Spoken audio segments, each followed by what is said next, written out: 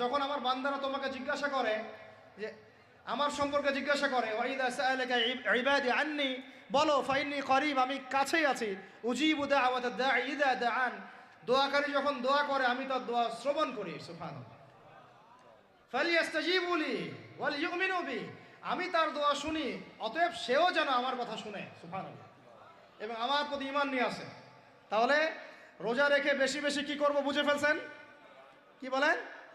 দোয়া করবেন। কোরআনের পরে কিসের কথা আসছে? রোজাদারের দোয়া ফেরত দেওয়া হয় না। দোয়া কবুল হওয়ার অন্যতম একটা অস্ত্র হচ্ছে রোজা রেখে দোয়া করা। কেমন করে ফেরত দিবে? আল্লাহর জন্য আমরা না খেয়ে আসি, তাই না? আল্লাহ পাকের মায়া হবে না, দয়া হবে না? আমার বান্দা না খেয়ে আছে, আমার বান্দা পানি ত্যাগ করছে, আমার বান্দা স্ত্রী সহবাস ত্যাগ করছে, হালালগুলো ছেড়ে দিয়েছে আমার জন্যে, তা আমি কেন তার দোয়া? অবশ্যই আল্লাহ পাক উপযুক্ত মনে করলে দোয়া কবুল করবেনই করবেন ইনশাআল্লাহ। দোয়া করার পদ্ধতি জানতে হবে।